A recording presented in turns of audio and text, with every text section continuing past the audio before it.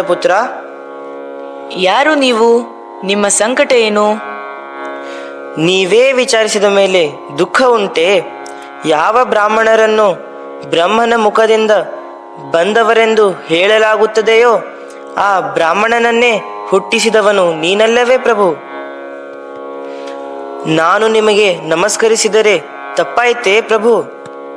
ಆಯ್ತು ಪುರುಷೋತ್ತಮ, ಹೇಳಿ, ನಿಮ್ಮ ತೊಂದರೆ ಏನು?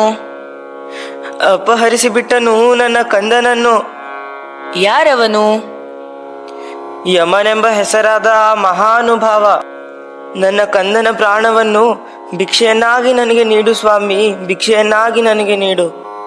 ರಾಮನೋತ್ತಮ, ನೀವೆನ್ನುವ ಮಾತು ನನಗೆ ಆಶ್ಚರ್ಯಕರವಾಗಿದೆ. ಧರ್ಮಾಧಿಕಾರಿಯಾದ ಆ ಯಮದೇವ ನಿಷ್ಕರಣವಾಗಿ ನನ್ನ ಆಳ್ವಿಕೆಯಲ್ಲಿ ಹೀಗೆ ಮಾಡುವವನಲ್ಲ. ಇದರಲ್ಲಿ ಏನೋ ಧರ್ಮಕ್ಕೆ ಅಪಚಾರವಾದದ್ದು ನಡೆದಿರಬೇಕು. ತಪ್ಪು ಅವನದ್ದೇ ಆಗಿದ್ದರೆ, ಆದರೂ ತಪ್ಪು ಅವನದೇ ಎಂದು ನನಗೆ ತೋರುವುದಿಲ್ಲ. ನೀವೇನಾದರೂ ಅಪಚಾರ ಮಾಡಿದರೇನೋ? ನನ್ನ ತಂದೆ ತಾಯಿಯರು ದೊಡ್ಡ ಮನೆತನದವರು, ವಿದ್ಯೆ ಕಲಿಸಿದ ಗುರುಗಳು, ಸಜ್ಜನರು.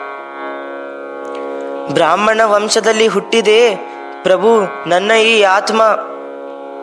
ನೀವು ಮಾನ್ಯರೇ ದೀಟ. ನಿಮ್ಮಂಥವರನ್ನು ಪಡೆದು ಧನ್ಯವಾಯಿತು ಈ ನನ್ನ ನಾಡು. ಇರಲಿ, ನಿಮ್ಮ ಮಗನ ಮರಣಕ್ಕೆ ಕಾರಣ ತಿಳಿದರೆ ಕಾರ್ಯ ಸಾಧನೆ ಸುಲಭ. ನನ್ನ ರಾಜ್ಯದಲ್ಲಿ ಇರಬಾರದು ಯಾವ ಅಧರ್ಮಿಯೂ. ಹೆದರಬೇಡಿ, ಹೇಳಿ ನಿಜವನ್ನು ನನಗೆ. ಶಿಷ್ಟ ಪರಿತ್ರಾಣ ಮೂರ್ತಿ, ಹೇಳುತ್ತೇನೆ ಕೇಳು. ಇಂದು ಬೆಳಗಿನ ಹೊತ್ತು ಪೂಜೆಗೆಂದು ಹೂತರಲು ನನ್ನ ಕಂದನೊಡನೆ ಯಾವುದೋ ಕಾಡೊಳಗೆ ಹೋದೆವು. ಯಾವ